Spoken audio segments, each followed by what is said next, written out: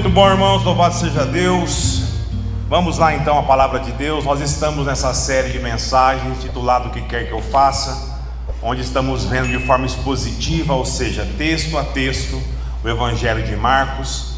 E hoje nós vamos ler no capítulo 10, dos versos 17 até o verso de número 31. Abra sua Bíblia, Evangelho de Marcos, capítulo 10, dos versos 17 até o verso de número 31. Série de mensagens, o que quer que eu faça. E o título da mensagem de hoje é pecado ser rico? Marcos capítulo 10, dos versos 17 até o verso 31. Diz assim a palavra de Deus: Quando Jesus saiu, correu para ele um homem que se ajoelhou diante dele e lhe perguntou: Bom mestre, que farei para herdar a vida eterna? Jesus lhe perguntou: Por que me chamas bom? Ninguém é bom, senão um, que é Deus. Conheces os mandamentos: não matarás, não adulterarás, não furtarás, não dirás falso testemunho, e a ninguém enganarás. Honra teu pai e tua mãe. Ele, porém, lhe respondeu: Mestre, tudo isso tenho guardado desde a minha juventude. Olhando para ele, Jesus o amou e disse-lhe: Uma coisa te falta. Vai, vende tudo o que tens e dá aos pobres, e terá um tesouro no céu. Depois vem e segue-me. Mas ele, abatido por essas palavras, retirou-se triste, porque possuía muitos bens. Então, olhando em redor, Jesus disse aos discípulos: Como é difícil para que quem tem riquezas entrar no reino de Deus. Os discípulos admiraram-se com suas palavras, mas Jesus voltou a lhes falar: Filhos, como é difícil entrar no reino de Deus.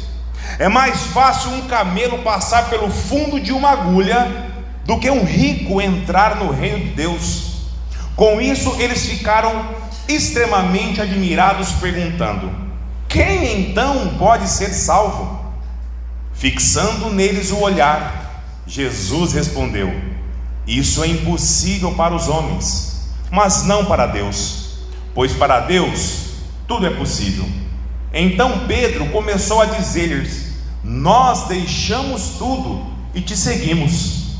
Jesus respondeu: Em verdade vos digo que ninguém que há que tenha deixado casa, ou irmãos, ou irmãs, ou mãe, ou pai, ou filhos, ou campos, por causa de mim e do Evangelho, que não receba 100 vezes mais, agora no presente, em casas, irmãos, irmãs, mães, filhos e campos, com perseguições, e no mundo vindouro a vida eterna.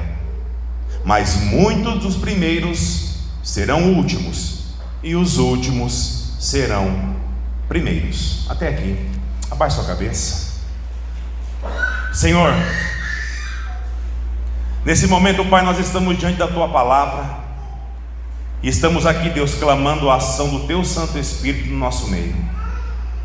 Ó Deus, abra nosso coração, abra nosso entendimento, para que nós consigamos, Deus, compreender as verdades contidas aqui. Ressignifica-nos, Deus, de dentro para fora, que nós possamos, Deus, sair daqui muito, mas muito melhores que nós entramos. E essa oração que fazemos e te integramos, Deus, não fazemos nossos méritos, mas no de Jesus. Amém. Meus irmãos, nós estamos aprendendo o Evangelho de Marcos dessa forma expositiva, ou seja, texto a texto, e estamos sendo imensamente abençoados pelas palavras de Jesus. Meus irmãos, somente para nós relembrarmos, Marcos, ele não era um dos apóstolos, ele era discípulo fiel de Jesus. Ele escreveu o seu evangelho tendo em mente os novos crentes lá na cidade de Roma. Marcos vai relatar todo o poder de Jesus através das curas, dos milagres, evidenciando o caráter divino de Cristo, justamente porque os romanos valorizavam muito a questão do poder, pois eles haviam conquistado, irmão, tudo no mundo naquela época. Mas Marcos apresenta o Filho de Deus, o Todo-Poderoso, através do ponto de vista que mais iria confrontar o pensamento romano. Marcos apresenta Cristo como servo, que apesar de ser rei, o criador de tudo que há, apesar de toda a sua glória, majestade, ele se destituiu de tudo isso por amor a nós, e padeceu naquela cruz romana para redimir o meu e o seu pecado.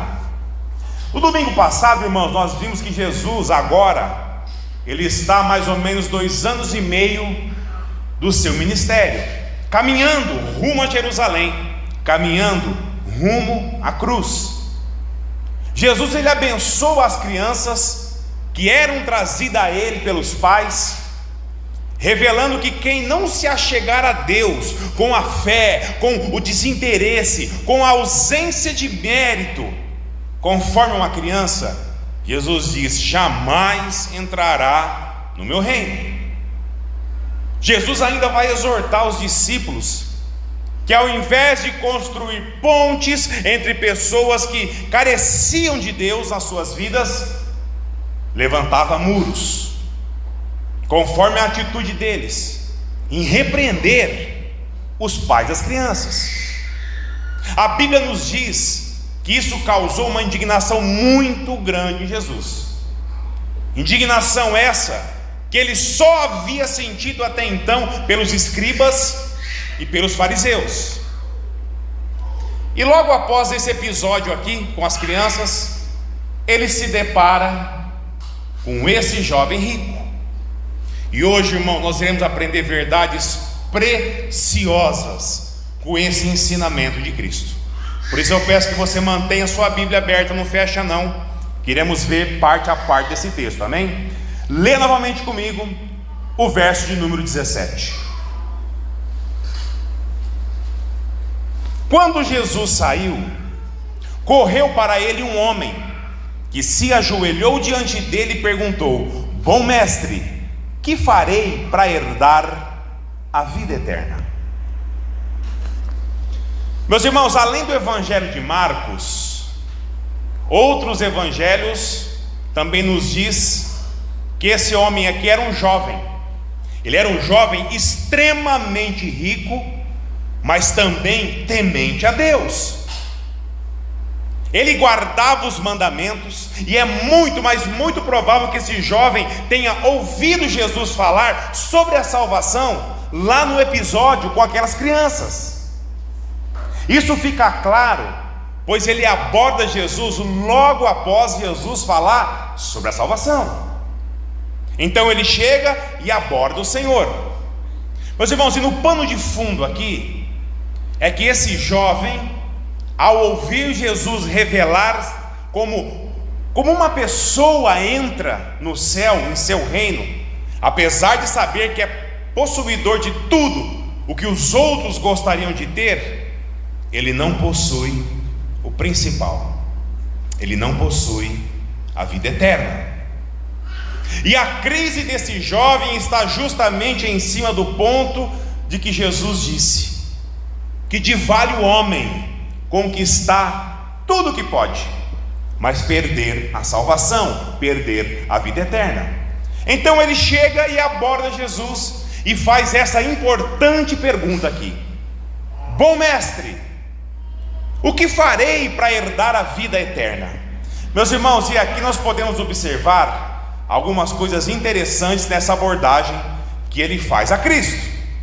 Vamos lá. Esse jovem, ele vai até a pessoa certa, que era Jesus. Ele tem a atitude correta, ele se ajoelha aos pés de Cristo, ele vai com a motivação certa, ele deseja o quê? Ser salvo. Mas ele vai, irmãos, com a mentalidade errada. O Evangelho de Mateus nos diz que ele pergunta a Jesus: o que devo fazer de bom para herdar o reino dos céus? Ou seja, o que eu devo fazer para conquistar, para merecer, tomar posse do reino dos céus. Meus irmãos, e a pergunta desse modo vai justamente ao contrário que Jesus acabara de ensinar com as crianças, que sem fé genuína, com desinteresse e ausência de méritos, ninguém, irmãos, ninguém entrará nos céus. E aqui eu gostaria de lembrar que é bem possível, que até crentes dentro de igrejas estão indo à pessoa certa, com as atitudes certas, com a motivação certa, mas com a mentalidade errada. Pois essa pergunta que o jovem fez é típica de quem? De uma pessoa religiosa. Pois o conceito de religiosidade se caracteriza pela troca entre o homem e Deus. Se faço coisas boas, eu serei abençoado. Se faço coisas más, serei o quê? Amaldiçoado. Essa é a mente, irmão, de um religioso. Tudo está baseado no quê? No mérito. E o interessante é que isso é justamente o contrário da maioria da multidão que veio até Jesus. Pois quem veio até Cristo, até então, quem foram? Foram os cegos, os surdos, os mudos, aleijados, endemoniados, prostitutas, publicanos. Um tipo de gente que só revela o que? Toda a sua miséria e a sua pequenez. Pessoas que chegam a Jesus trazendo absolutamente nada para oferecer, mas sabendo que Jesus poderá tornar-se o seu tudo. Com sua palavra, toque, com seu amor, com sua misericórdia, ou apenas um simples toque das suas vestes poderia mudar a realidade dessas pessoas. E esse jovem, irmãos, ele não é um jovem ruim, ele apenas está enganado, querendo saber o que a partir de si mesmo precisa fazer de bom para ele ser salvo. E talvez, irmão, você mesmo esteja pensando, talvez como esse jovem aqui, pensando no que você precisa fazer de bom na sua vida para ser merecedor da misericórdia e da salvação de Deus. Que assim como esse jovem ainda não compreendeu de fato quem é Cristo Jesus. E aqui eu falo de forma generalizada dentro da igreja de Cristo. Então no verso 18, Jesus vai responder a esse jovem com uma outra pergunta. Leia comigo o verso 18. Jesus lhe perguntou: por que me chamas bom? Ninguém é bom, senão um, que é Deus. Meus irmãos, aqui podemos perceber que Jesus vai trazer a conversa para o centro de quem ele realmente é, não do que ele faz. Jesus diz: primeiro vamos compreender quem eu sou. É o que Jesus está falando aqui. E o ponto aqui está justamente no fato de Jesus, sendo Deus, que se fez homem, ele faz essa indagação. Então a pergunta que Jesus quer saber é: qual deles, jovem, que você está se referindo? Ele sendo Deus ou ele sendo um homem? Meus irmãos, e por que disso? Quando Jesus responde a pergunta, com a pergunta: por que me chamas de bom? Jesus tem em mente aqui, irmãos, duas coisas. Ou você, jovem, você sabe quem eu sou, Se eu sou verdadeiramente um homem, e sendo um homem eu sou igual a todos, ou você, jovem, você sabe que eu sou Deus, pois somente Deus é bom. Esse é o ponto aqui com a resposta de Jesus. Ou Jesus não era bom, ou Jesus era Deus. Só havia essas duas opções. E Jesus traz essa conversa, luz a essa conversa, justamente porque Jesus sabia que esse jovem, irmãos, ele era de fato um religioso. E isso aqui vai ficar evidente no verso 19. Acompanhe comigo a leitura do verso 19. Conheces os mandamentos: não matarás, não adulterarás, não furtarás, não dirás falso testemunho, a ninguém enganarás, honra teu pai e tua mãe. Meus irmãos, Jesus aqui está fazendo menção à segunda tábua dos 10 mandamentos, dadas por Deus a Moisés. A primeira tábua refere-se aos mandamentos acerca de Deus, que são 4 mandamentos. E a segunda refere-se ao próximo, que são 6 mandamentos. Ou seja, quando Jesus diz ao jovem que é conhecedor dos mandamentos, ao próximo Jesus está perguntando a ele: como é que você tem se relacionado, jovem, com o próximo? É isso que Jesus está trazendo, meus irmãos. Sabe aquele jovem que toda mãe gostaria de ser sogra? É esse rapaz aqui. Menino bom demais, partidão mesmo, jovem, respeitado, temente a Deus. E olha o bônus, cheio da grana. Mas qualquer mãe queria ter ele como genro. Mas apesar de ser o sonho de consumo de muita mãe por aí, ele estava cego com relação a ele mesmo, com relação à lei a qual ele seguia, e cego com relação a quem era Jesus de fato. E aqui vai ficar evidente a sua cegueira a respeito de si mesmo, através da resposta que ele dá a Jesus. Leia comigo o verso número 20, irmão. Ele, porém, lhe respondeu: mestre, tudo isso eu tenho guardado desde a minha juventude. Meus irmãos, esse jovem aqui, ele não está sendo arrogante, ele está sendo sincero. Mas uma sinceridade de vistas o quê? Turvas, embaçadas. Ele estava cego na sua certeza, pois pelo padrão da lei, ele de fato cumpria todos os requisitos. Nunca matou ninguém, nunca traiu nenhuma mulher, nunca roubou nada, só dizia a verdade, não enganava ninguém, ele honrava sim o seu pai e a sua mãe, tudo certo com ele. É como disse, sabe, aquele partidão. O problema estava justamente no fato de que ele não conseguia enxergar o quão pecador ele era.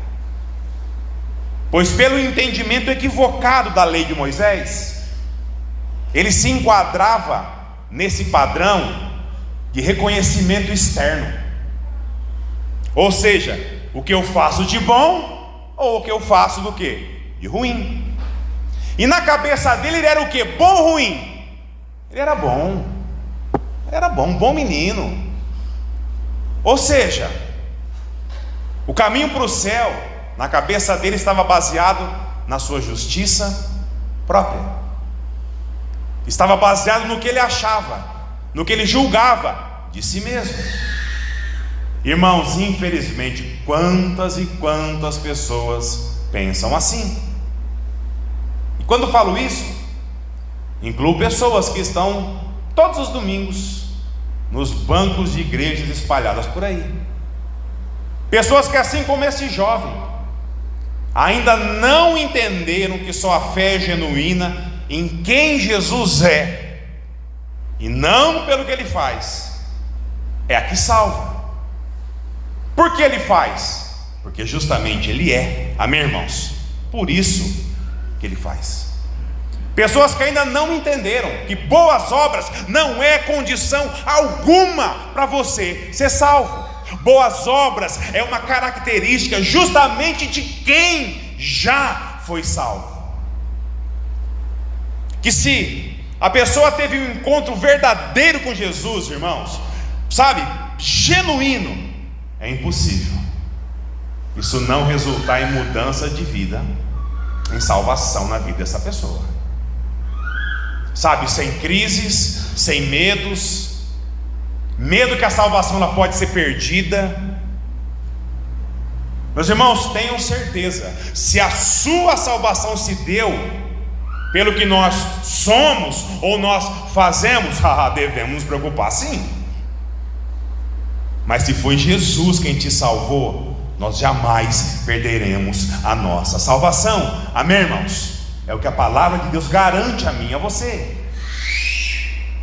Mas para um religioso que vive às voltas com o engano, sem compreender a lei, muito menos a graça, irmãos, ele pode dormir salvo e acordar condenado ao inferno. Sabe, agora estou salvo, e agora não. Agora estou salvo, e agora não. E passar nessa crise existencial. A Bíblia nos diz que os salvos, eles já foram escolhidos por Deus antes mesmo da fundação do próprio mundo. E quem foi salvo por Cristo Jesus jamais perderá a sua salvação. Mas aí o sujeito ele pode pensar assim: bom, vamos lá, se eu sou salvo e eu não perco a minha salvação, então eu posso fazer o que eu quiser, coisa boa, coisa má, que vai estar tudo certo. Correto, irmãos? Não. Se você de fato pensa assim, é bem possível, irmãos, que ainda precisa clamar muito a Deus pela conversão. Pois quem é salvo em Cristo, ele não vai desejar jamais as más obras, jamais. E as boas que ele realiza porque ele foi salvo. Por isso ele as realiza. É o que Efésios nos diz. Isso vai acontecer de forma o quê? Natural. Mas isso não tem implicação alguma na condição para ser salvo, irmão. Nenhuma.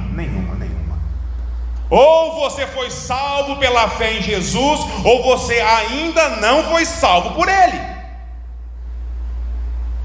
Imaginar o que você faz ou deixa de fazer implicará na sua salvação, meus irmãos, só revela uma mentalidade igual desse jovem aqui. Irmãos, Jesus, Ele nos amou.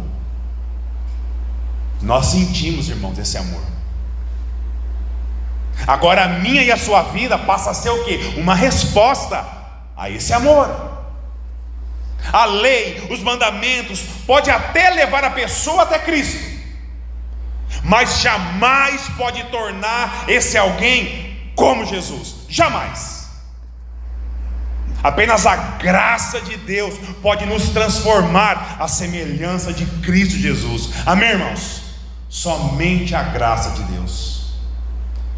Então esse jovem responde a Jesus: mestre, está tudo certo comigo, mestre. Eu guardo os mandamentos desde a juventude. E o que Jesus faz com ele? Leia comigo o verso 21. Olhando para ele, Jesus o amou e disse-lhe: uma coisa te falta. Vai, vende tudo o que tens e dá aos pobres, e terás um tesouro no céu. Depois vem e segue-me. Meus irmãos, Jesus conhecia o coração daquele jovem. Podem ver aqui, ó. Jesus não se ofende com a resposta dele.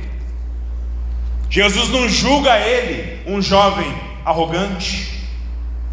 Jesus sabe que apesar do seu engano, ele está sendo sincero aqui, irmãos.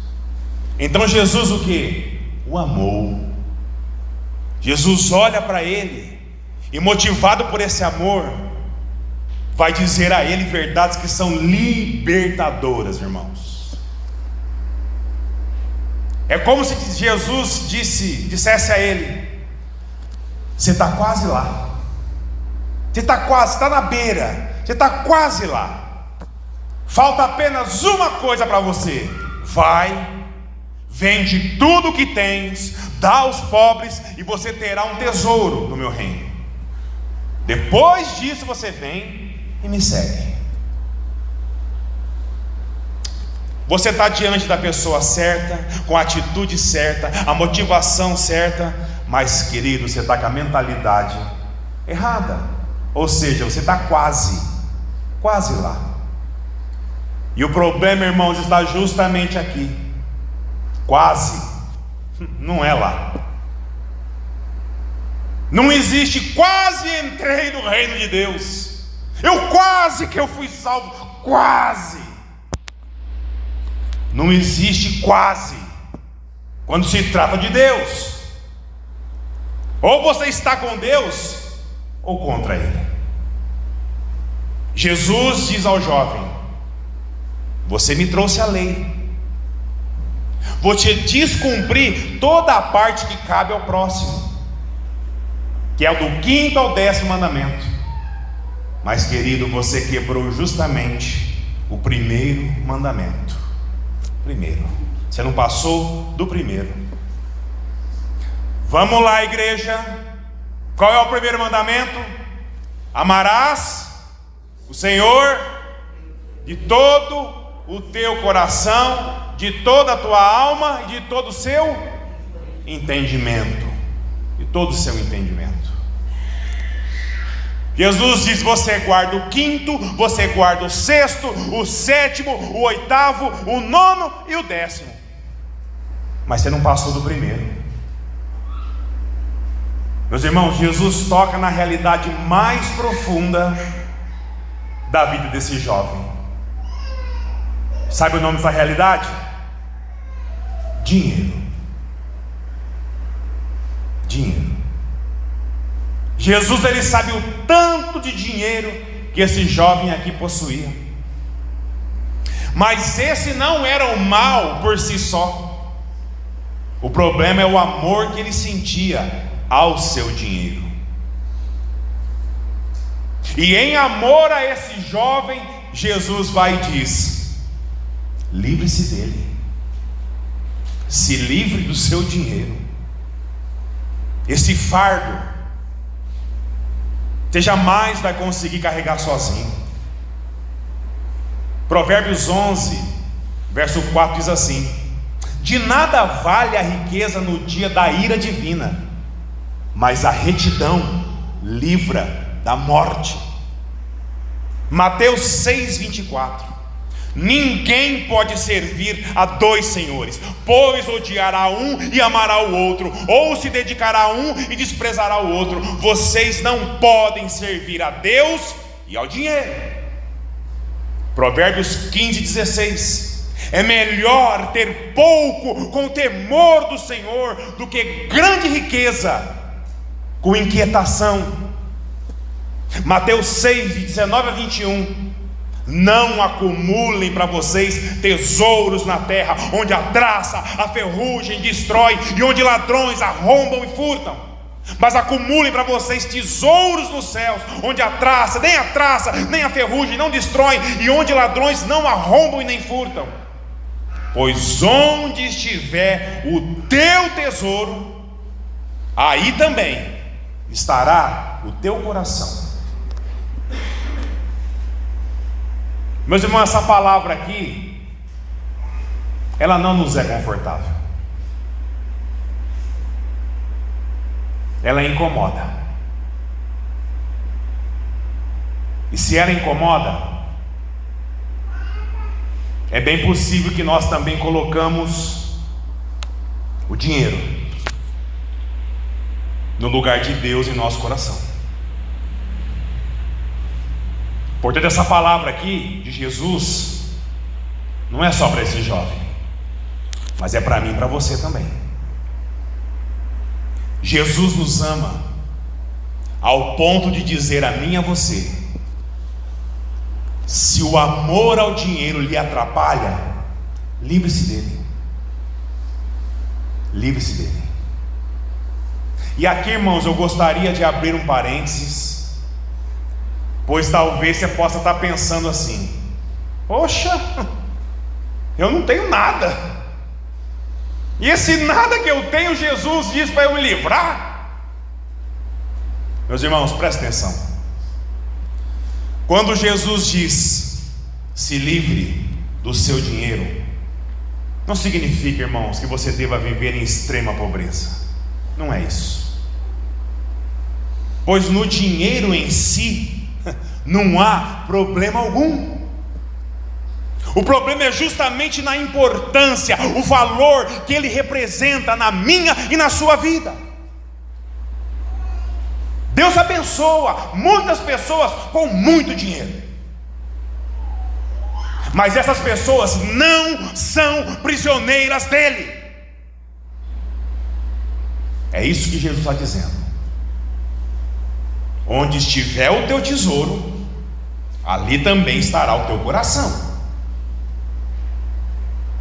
Mas Senhor, eu não tenho nada, eu vivo numa miséria desgramada, eu peço a sua bênção nessa área e naquela área, mas ela não vem. Deixa eu te fazer uma pergunta, irmão. Será que o nosso coração ali está no lugar certo? Será que o meu e o seu tesouro de fato é Cristo? Ou ele é só um meio para alcançar o que o meu e o seu coração deseja? Pensa um pouquinho, reflita um pouquinho. Sabe por que muitos crentes são abençoadíssimos na área financeira? Porque o tesouro deles não está no que eles possuem, está naquele que os faz possuir, está naquele que permite que eles tenham, que eles possuam. E sabe por que Deus permite alguns possuírem tanto? Para ele ter o privilégio de ir ao socorro daqueles que realmente necessitam, daqueles que por algum motivo real ele não é capaz de gerar o seu próprio sustento, sendo igreja. E esses irmãos vão, irmão. Como esses irmãos vão. Tá, pastor, mas eu também preciso. E nem Deus, muito menos os irmãos mais ricos, mais abastados, vem no meu socorro. Irmão, será que necessita mesmo? Ou talvez não sabemos muito bem o significado da palavra necessidade. Se lhe é de fato necessário, porque por algum motivo real você é impedido de gerar o seu próprio sustento, Deus sim vai levantar servos que virão a teu socorro. Mas se a sua necessidade é porque você não faz o que Deus lhe capacitou a fazer, vamos lá, como trabalho, como estudo, qualificação, ter bom ânimo, força de vontade. Desculpa, irmão, mas necessidade, ela não é tão necessária assim, não.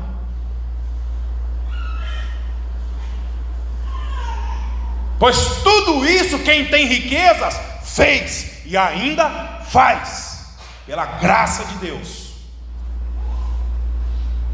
Meus irmãos, Deus ele pode dar milhões de reais na minha e na sua mão, mas se a graça dele não nos capacitar para administrar isso, fatalmente nós iremos afundar em problemas piores. E qual que é o problema pior aqui? Se afastar dele. E ele sabe disso, pois ele conhece o meu e o seu coração. Quer prosperar na vida, irmão? Deus lhe dá capacidade física e mental, use-as para a honra e glória dele. Amém? Você não tem condições de gerir, de administrar a sua própria vida por reais problemas? Não se preocupe, nós temos um Deus misericordioso que vai cuidar de mim e de você. Amém, igreja?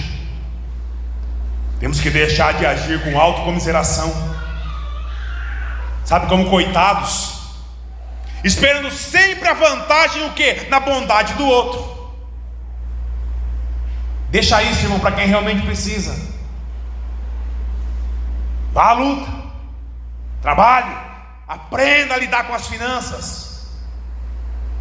Em nome de Jesus, você vai alcançar, irmão. Não por você, mas pela graça dele. Confie no Senhor. Mas, irmãos, a minha e a sua parte, ela tem que ser feita. Ela tem que ser feita.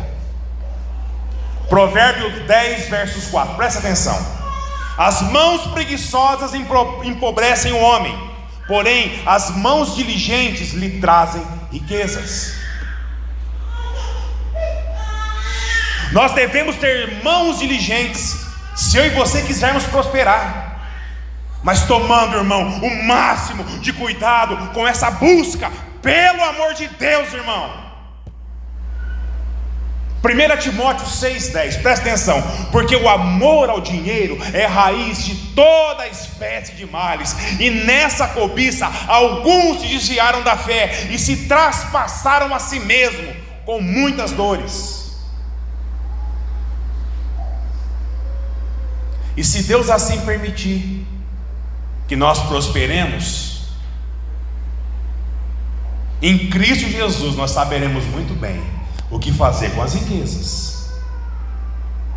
Agir com amor, agir com piedade, ir ao encontro daqueles que necessitam, investir na obra daquele que te salvou, na pregação do Evangelho.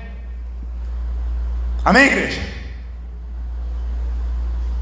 Irmãos, por favor, pelo amor do Senhor Jesus, isso aqui não é um discurso, irmão, para sensibilizar você a ser fiel com o seu dízimo ou com a sua oferta. Por favor, não saia daqui pensando isso. Dízimos e ofertas é um assunto entre você e Deus, e que Ele lhe dê graça com isso. Faça-se essa pergunta. Vamos lá. Se eu e você perdêssemos tudo hoje, tudo, e o tudo aqui pode ser muito, ou pode ser quase nada, você ainda se consideraria uma pessoa abençoada por Deus? Pensa aí um pouquinho, irmão.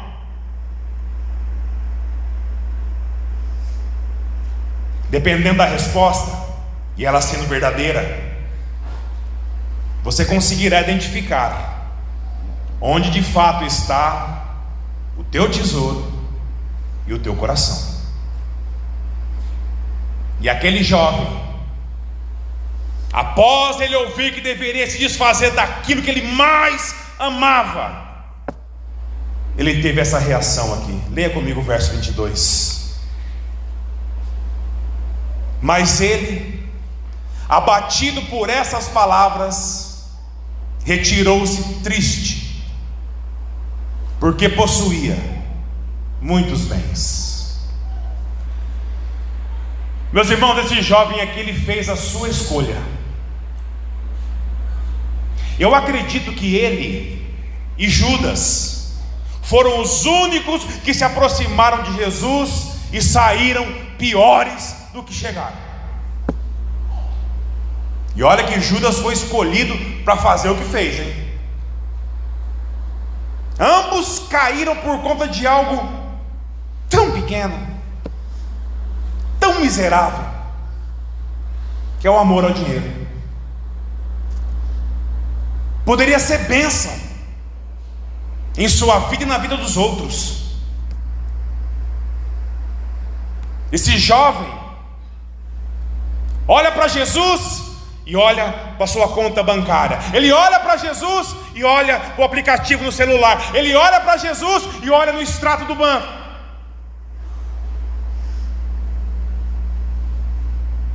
E ele não consegue. Ele não diz uma palavra sequer, mas a sua atitude revela a sua escolha. Ele sabe o que é certo a fazer, mas ele não consegue. ele não sai ofendido, ele sai triste, ele sai abatido. Ele prefere a sua segurança, a sua zona de conforto. Ele sabe que ele ama mais aquilo que ele tem do que aquele que tudo é. Meus irmãos, que ensino, hein? Está diante de Deus e escolher um prazer momentâneo. Ele vai embora rico, podre de rico, mas perdido. Então Jesus faz uma declaração que pode parecer até injusta, mas não é. Leia comigo o verso 23. Então, olhando em redor, Jesus disse aos discípulos: como é difícil para quem tem riquezas entrar no reino de Deus. Meus irmãos, Jesus não está dizendo como é difícil qualquer um entrar no reino dos céus. Cristo está dizendo como é difícil um rico entrar no céu. E sabe por que disso, irmãos? Para um judeu, naquela época, ser rico era sinônimo do quê? De bênção divina. E hoje em dia a coisa não mudou muito, não.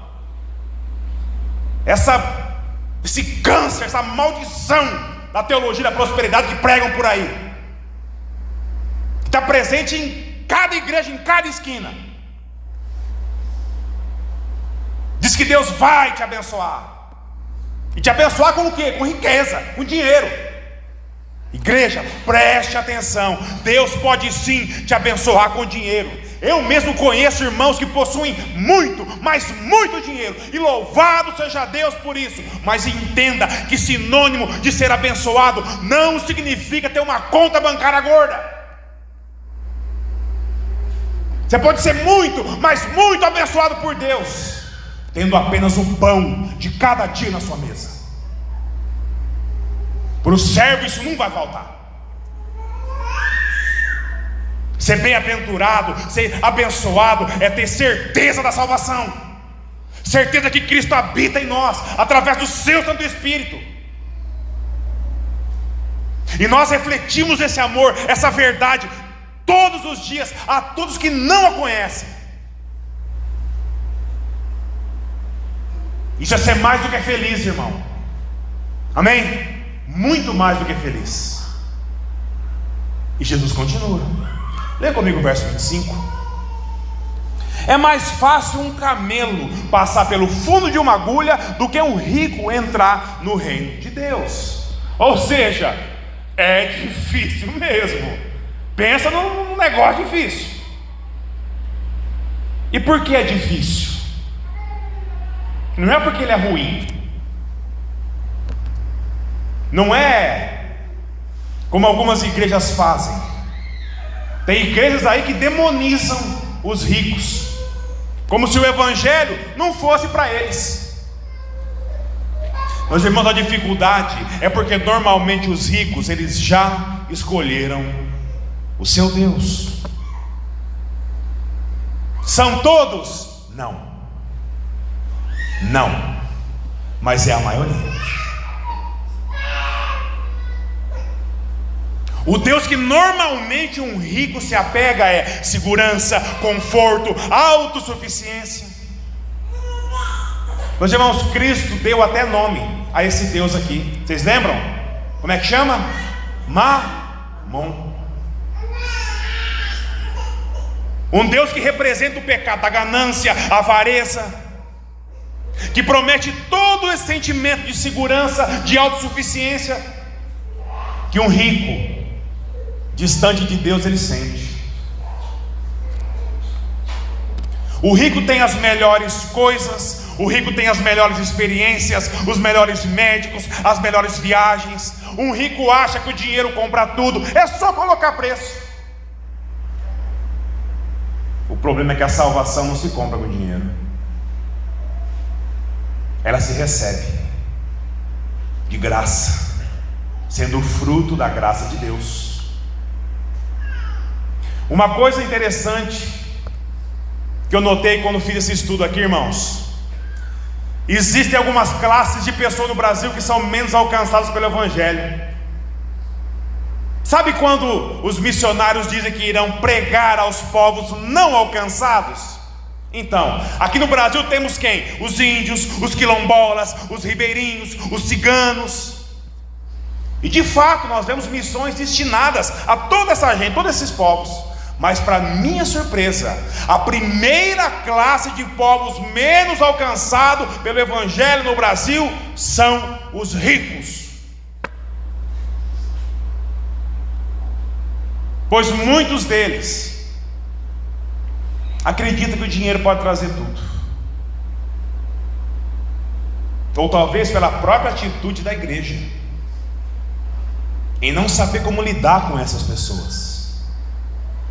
Meus irmãos, eles também carecem da mensagem do Evangelho em suas vidas, para que entendam quão pecadoras são, mas que também eles estão no radar de Deus quando se trata de salvação, amém?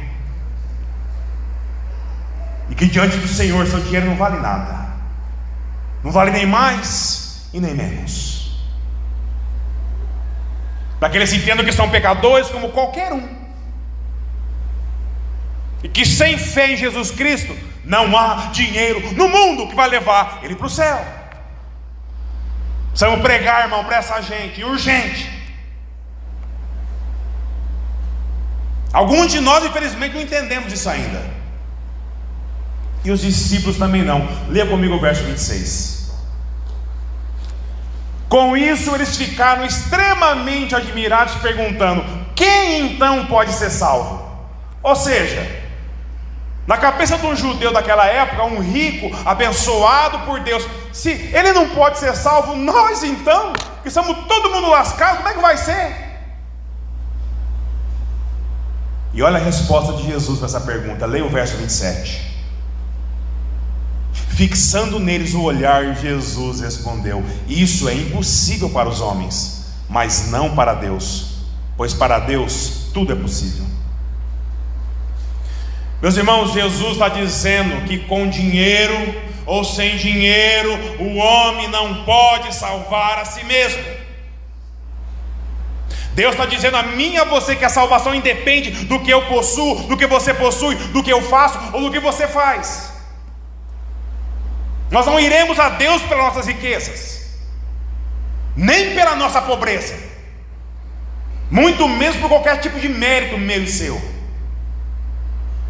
Aí aqui, Pedro, ele vem com uma afirmação que soa piedosa, mas ao mesmo tempo meritocrática.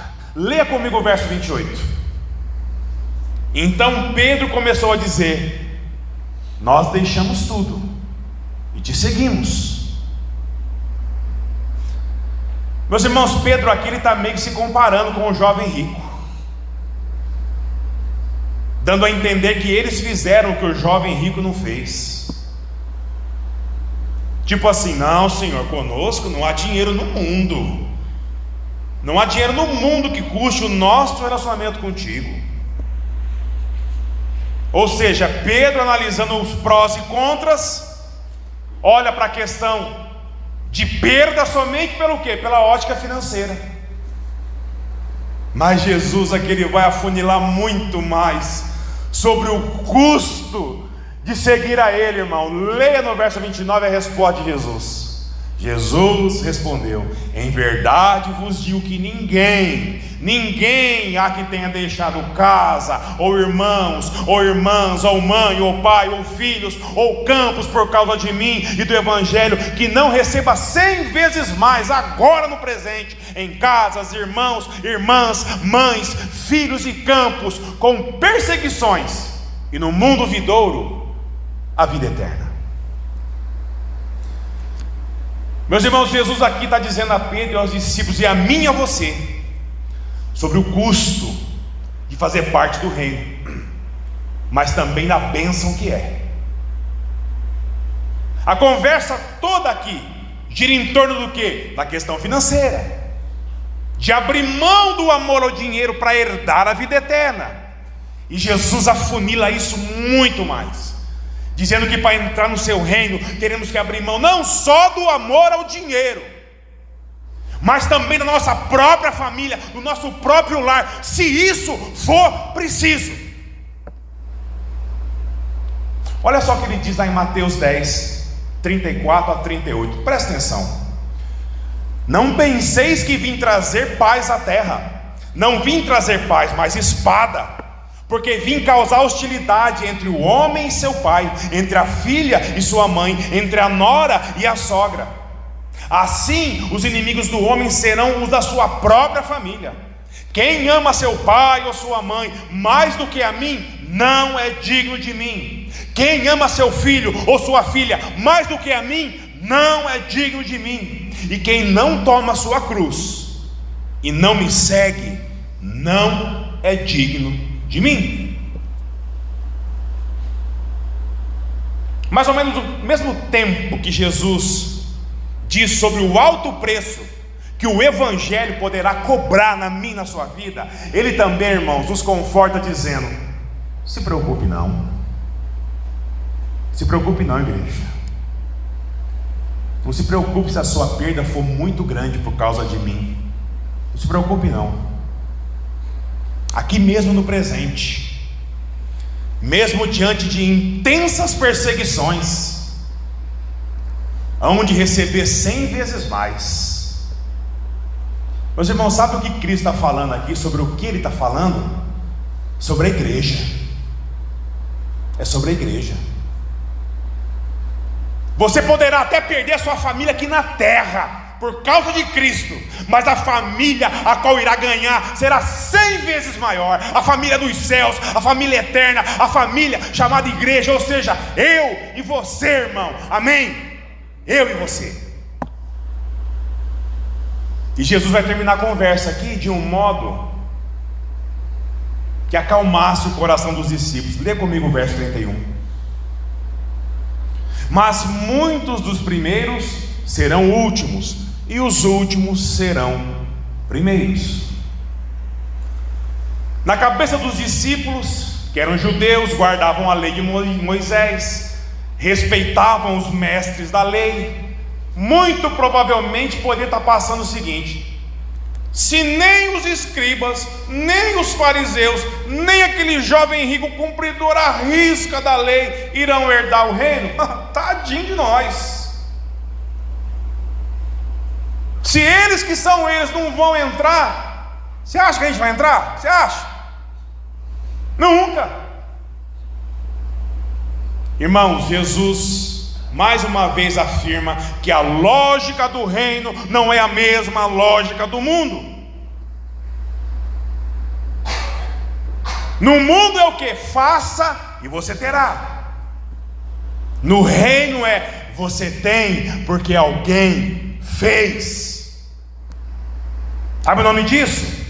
Graça. Graça. A salvação não está na mão dos homens, mas na mão de Deus. É Ele quem nos sustenta, quem nos ensina, quem nos ama. Se preciso for deixar casa, irmãos, irmãs, mãe, pai, filhos, campos, bem, riquezas, por causa de Cristo e do Evangelho, nós assim faremos. E mesmo com tudo isso ainda vier perseguições, dificuldades extremas, nós ainda assim faremos, mesmo que falte todo o dinheiro da nossa vida, mesmo que todo ele seja arrancado. O Senhor permitiu o ganho, o Senhor permitiu a perda, bendito seja o nome do Senhor. Eu e você, nós podemos ter uma vida aqui na terra muito abastada, confortável, segura, como podemos ter vida de privações, e mesmo assim, bendito seja o nome do Senhor. Sabe por quê? Oh Deus, quão abençoado nós já fomos, irmãos, e muito mais do que imaginamos, quando Jesus passou para aquela cruz, vencendo o meu e o seu pior inimigo, que é a morte. Não é a física não, a espiritual. Bem-aventurado é aquele que busca primeiro as coisas do alto, pois Deus disse que é necessário, Ele mesmo vai prover. E se a sua provisão for muito mais do que eu e você precisamos, Jesus nos ensinou qual o verdadeiro motivo de ser abençoado com bens e riquezas, que é abençoar quem de fato precisa de ajuda. E isso seja no muito, mas também no pouco, para que eu e você não sejamos tentados a dar a desculpa que não, primeiro eu tenho que melhorar de vida, primeiro eu tenho que mudar minha condição financeira, para depois eu ser generoso, grato com as nossas responsabilidades na sociedade, com a igreja. Não, irmãos, Deus quer o meu e o seu coração ligado a Ele, e não ao dinheiro. Ser generoso na obra independe da nossa condição financeira. Ou você é generoso ou não é. Mas uma coisa é fato: a generosidade é um dos principais meios que Deus usa para revelar quem governa o nosso coração, se é Ele ou o dinheiro. E isso também não tem nada a ver com obras, boas ações.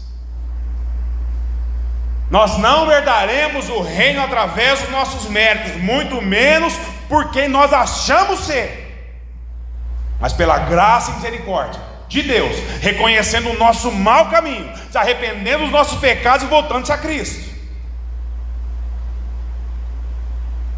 Pois muitos podem achar que serão os primeiros, por causa daquilo que possui ou representa, mas Deus disse: será o último, queridão, o último. E isso se houver conversão e arrependimento verdadeiro, você vai ser o último.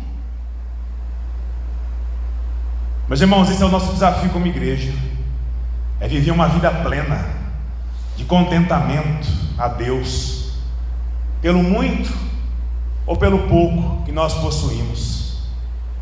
Seja no muito, seja no pouco, experimentando como é boa, perfeita e agradável a vontade de Deus em mim e em você. Amém? Irmão, se você ama seu dinheiro, desfaça-se dele enquanto você tem tempo. Não estou dizendo para você catar a sua conta bancária e dar para as pessoas, não estou falando isso. Estou falando para você mudar o seu coração e entender que dinheiro não traz segurança nenhuma. O dia que Deus chamar eu e você, você vai ver a briga que vai ser na sua família por causa do seu dinheiro. Não se apegue a ele não, se apegue a Deus, que é aquele que permite que eu e você tenhamos o nosso sustento. Amém? Abaixe sua cabeça, vamos falar com o Senhor.